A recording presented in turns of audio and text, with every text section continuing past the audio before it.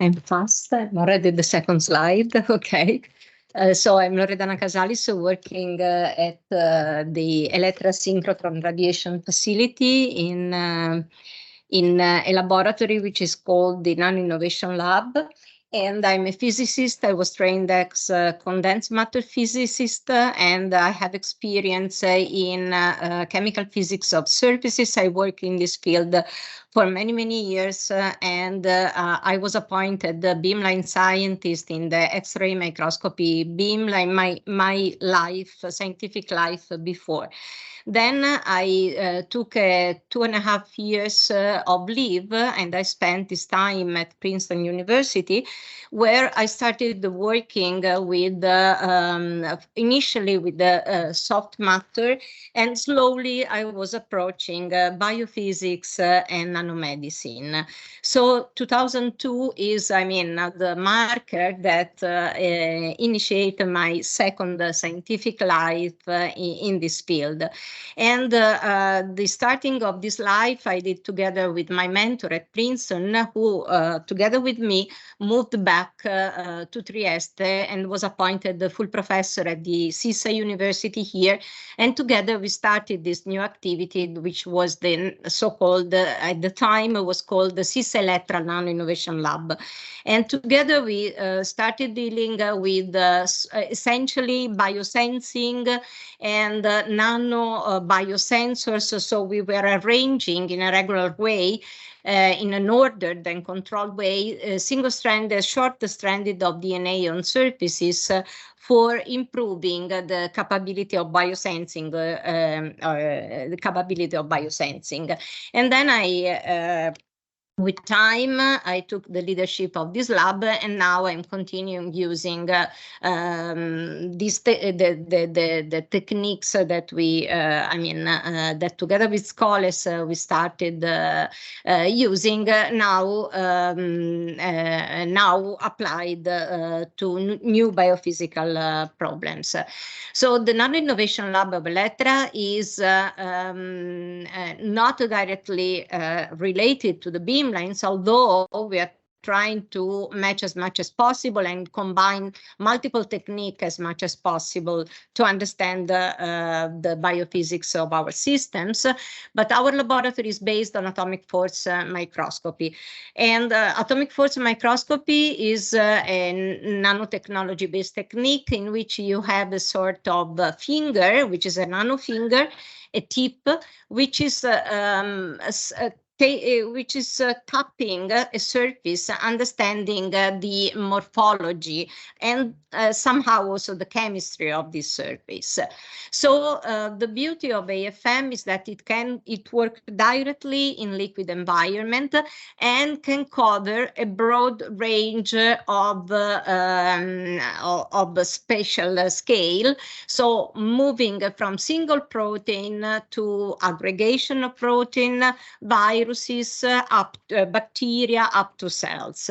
And the technique is based on this, the technique is how do I get point here?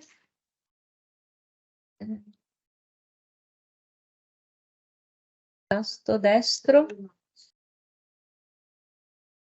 Non lo trovo.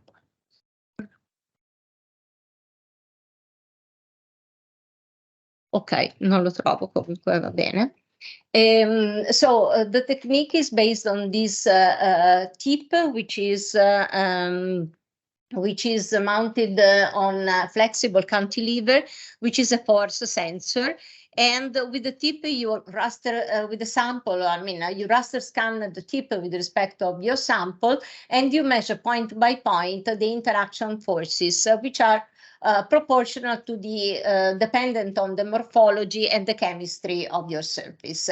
So at the end, you get an image that you can get an image. Normally what you do, you get an image at constant force, because your sample is mounted on a piezomotor, which is connected to a feedback, a feedback loop, electronic feedback loop, and the scanner moves up and down around the sample in order to keep point by point the force constant, force which is measured through the bending of this cantilever.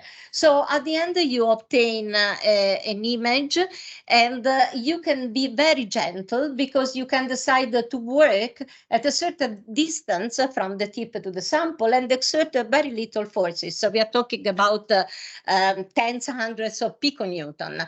And so you don't damage your surface, although it's delicate as the biological matter. So it's a mechanical imaging instrument that derives a topography imaging, but is a true topography. So it's not like in scanning electron microscopy, where you have a flat two-dimensional image, which is where the depth is cancelled out because what you image is coming from tens of nanometer and more. But here is a three-dimensional profile where you get information and detail with at the angstrom level. So with this instrument, we performed the AFM can also combined with other type of microscopies like fluorescence microscopy, and you can perform correlative AFM and fluorescence microscopy. But you can also use the AFM itself not only for detecting forces but also for exerting forces. You can take a cell and push toward the cell in a controlled way, understanding the compliance of this cell, and you can perturb your cell and understanding how the cell changes, and this is what is called the compliance of the cell changes, and this is what is called the mechanobiology, so the biological changes that the cell undergo upon exertion of given mechanical forces. So the focus of the lab is in three areas. So one is the nanobiosensors, as I mentioned before. The other one is cell and tissue mechanobiology. And the last one is the construction of model biological system, like model membrane system, to study the interaction of cell with drugs, liposomes, and so on. Regarding the nanobiosensors, this is where we started from. We produced through AFM nanolithography some DNA patches regularly ordered. We adjusted the density in a precise manner, and then we loaded on top of this DNA spot the proteins which were chemically modified with the DNA tail complementary to the DNA grafted on the surface. So we had a binder for protein, for antigens that we were able to capture in solution.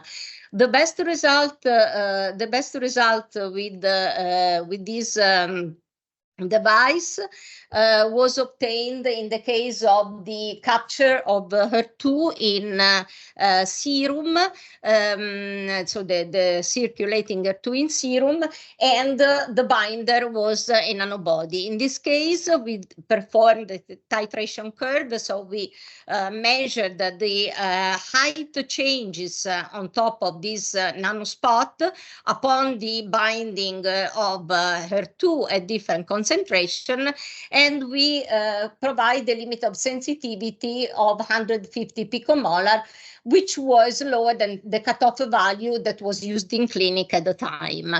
Then, of course, this technique was very slow, not efficient for developing a true sensor, but we exported the similar functionalization that we performed on surfaces, on flat surfaces.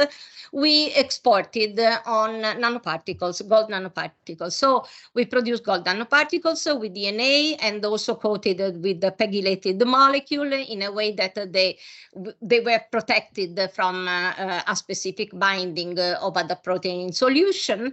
And then we produce a colorimetric assay. So given the dimension of the gold nanoparticle and the functional molecule that we put on top, the absorption of light changes. And we can measure the changes in light absorption, also promoting aggregation between particles. So this is a strategy that we exploited in order to promote the aggregation of DNA-coated particles through duplex in solution, and then running on top of, okay, this absorbed at one color, the aggregates absorbed at a different color, which is located here, and then we promoted the disgregation of these assemblies through enzymatic reaction. We run, in this case, RQ4 enzymatic reaction, and we studied the kinetics of the disgregation. And we compared the kinetic of disgregation with the more typical, and this is a colorimetric assay, just a colorimetric assay. We compared with the more standard fluorescence-based assay like FRET, and we obtained similar results. So this work was done in collaboration with Silvia Onesti. So now we are still working on this particle, and we use DNA now for loading, as we did on flat surfaces, for loading binders for antigens. And also we load antigens through binder through the DNA, but also through nitryl acetic acid, and also through click chemistry routes.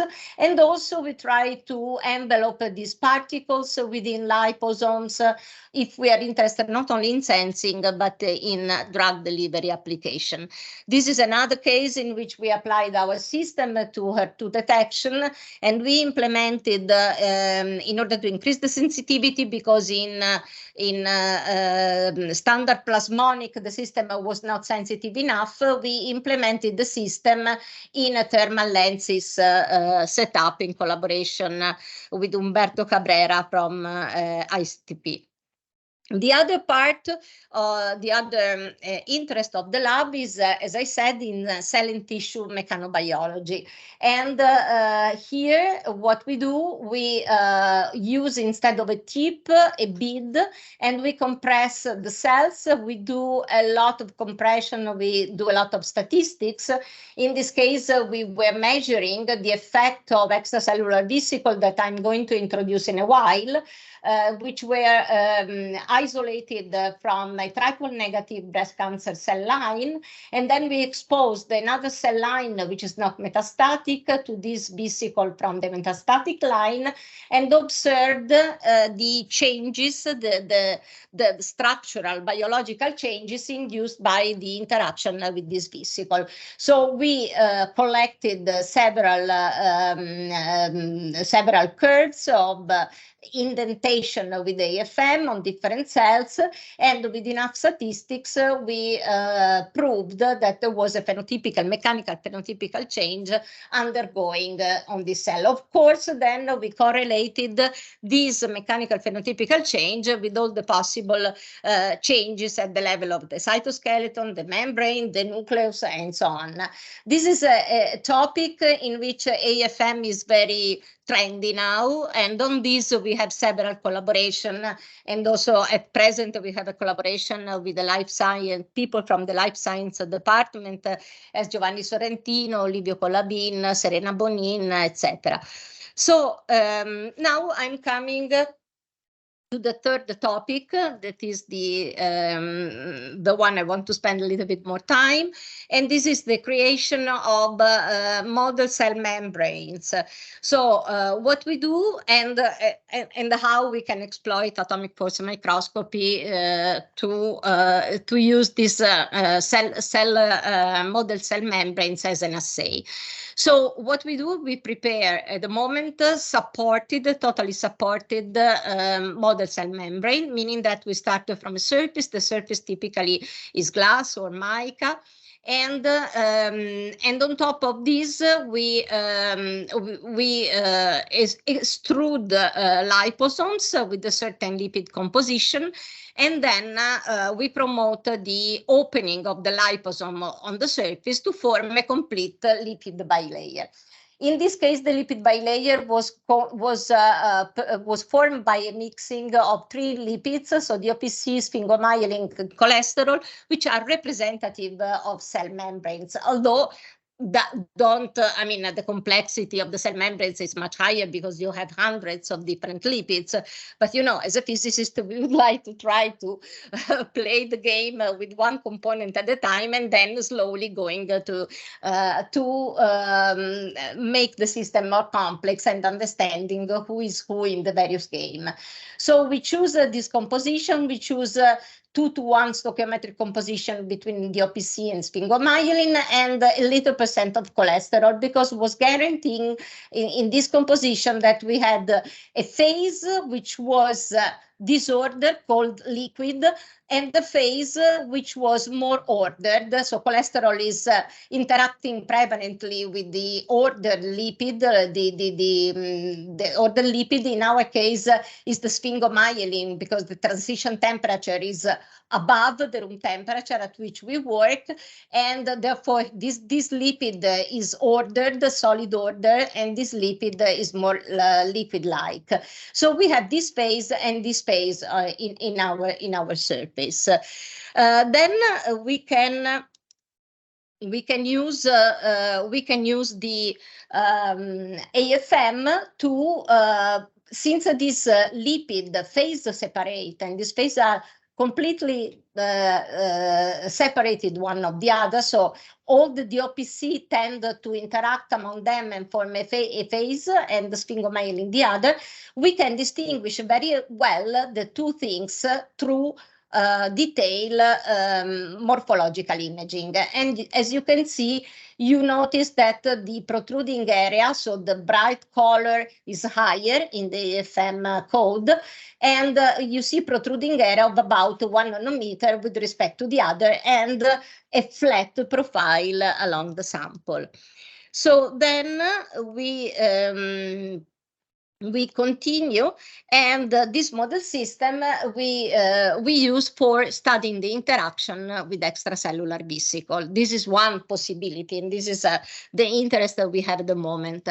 So extracellular vesicle, as many of you know, are a very trendy, challenging topic, because extracellular vesicle are produced by any type of cell, and they travel through the body fluid, and they reach distal cell. And the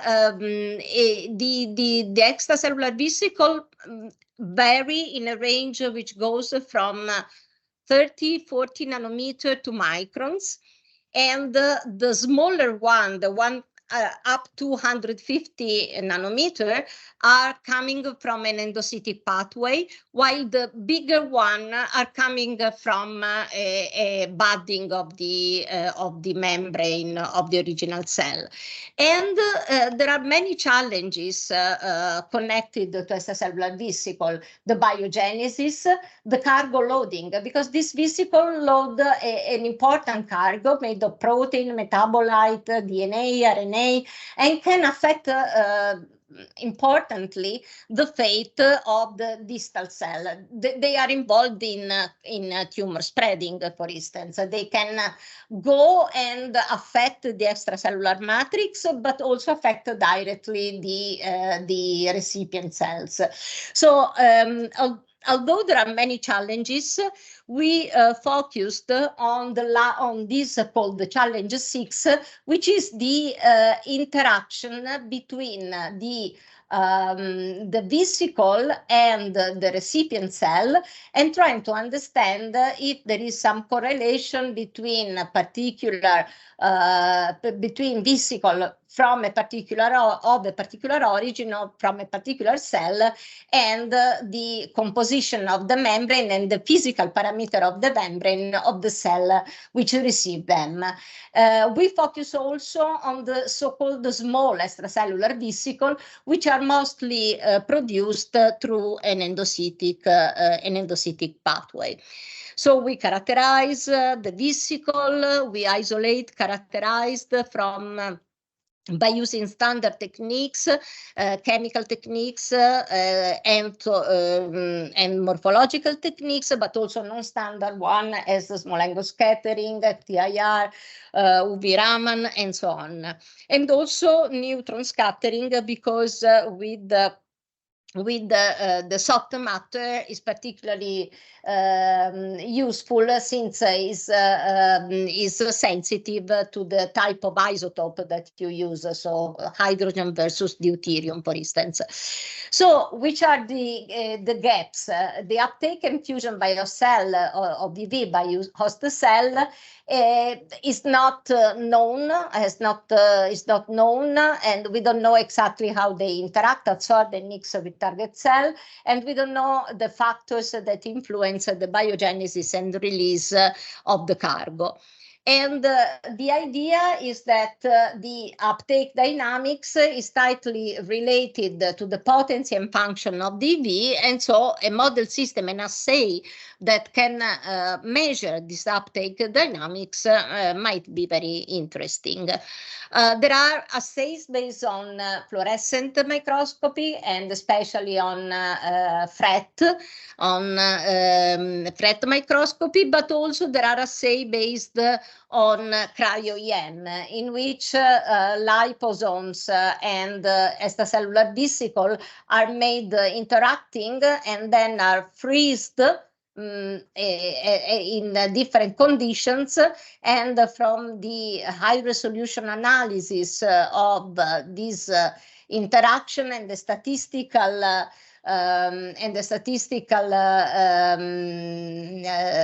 analysis of the images and of the different conditions, we can understand if how this if it is a fusion mechanism, how this extracellular vesicle interacts with the specific liposome membrane. So we started with the simple vesicle, which were coming from umbilical cord multipotent mesenchymal stem cell, and were provided to us from a standardized facility, GMP production facility. And then we set up our experiment, in which we first characterized the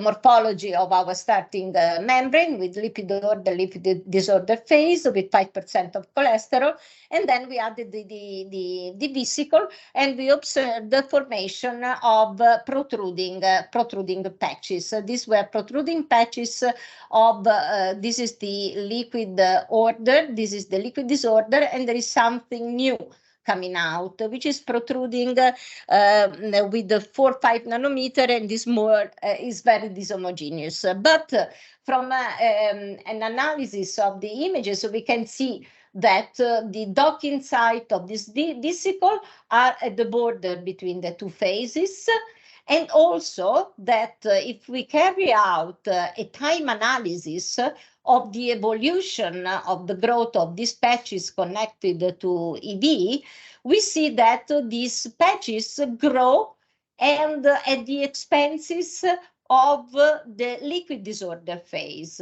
They grow, but at some point also the liquid order phases start to be affected by this growth, and disgregate and mix together with the vesicle. So what we observe is that there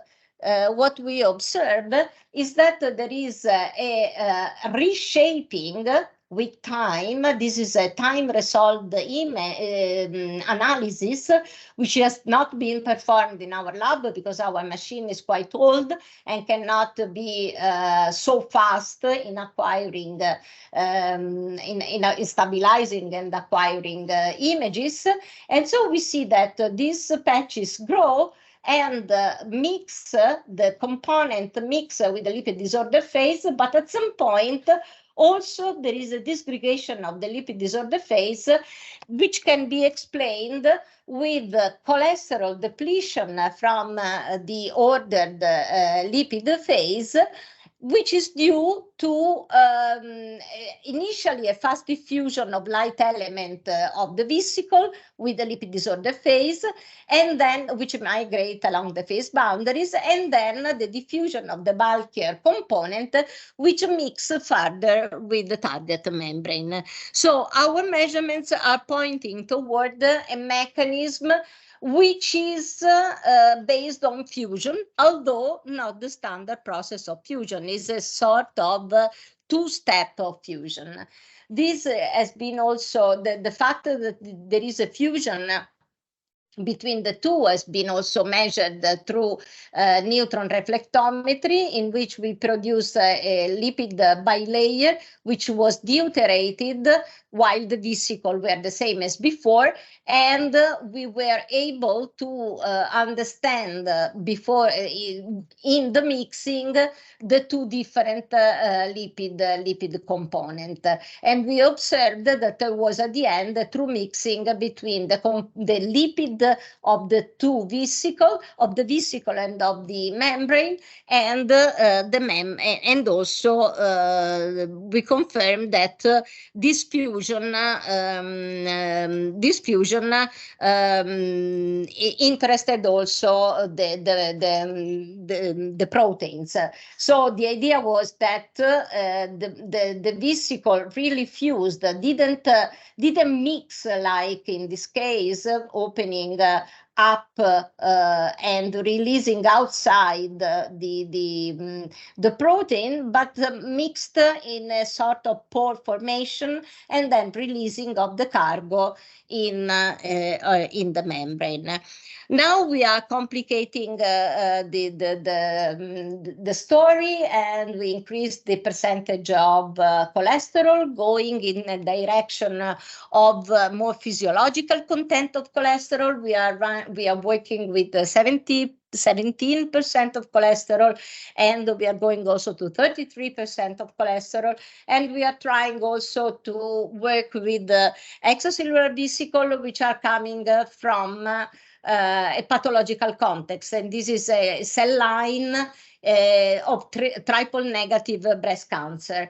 And we observe that if we increase the cholesterol and change the type of vesicle, the mechanism that we observe are completely different, because there is an initial mixing, but then there is a fast fluidification of this lipid order phase, meaning that the amount of cholesterol, the amount of fluidity of a surface is really important in understanding the uptake and then the interaction with the vesicle.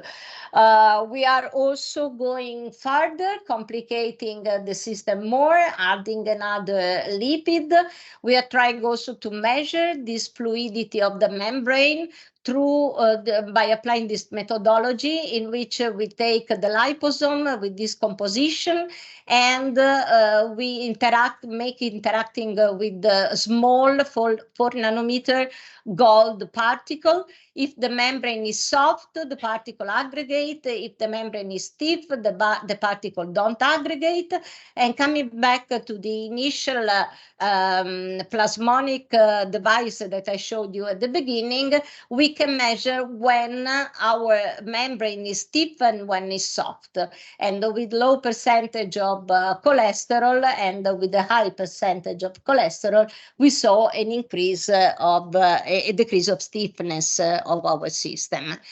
In collaboration with Simone D'Alziglio from CNR IOM within the project PRP at CERIC, we are also fabricating this lipid bilayer, fabricating pore substrate to suspend this membrane lipid bilayer in such a way that when the vesicle is coming, we can really measure sort of cargo release through here, but also in such a way that we can complicate further the composition of the membrane by adding transmembrane protein. And the reconstitution of the transmembrane protein in liposome, in this case a giant vesicle, is made in collaboration with Elena Ambrosetti in IIT Rome.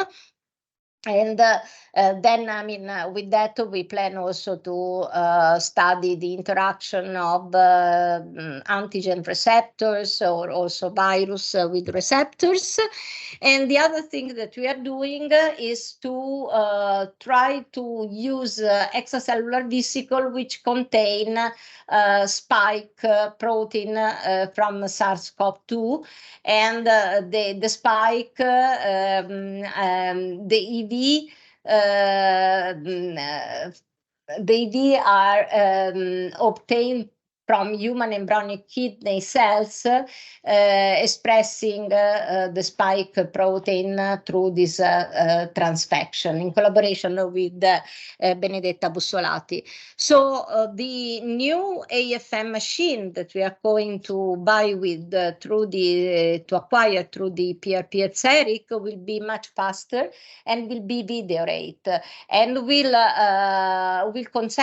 allow to measure dynamics at the sub-second millisecond scale, and we can follow also the dynamics of the vibrational dynamics of the surface spike, which can, as demonstrated in this paper, can play an important role in the infectivity of the virus. And we can observe also single protein with high resolution. This is an AFM image of a single ATPase compared with the crystallographic image of the same protein, and with the reconstituted AFM image from the crystallographic image.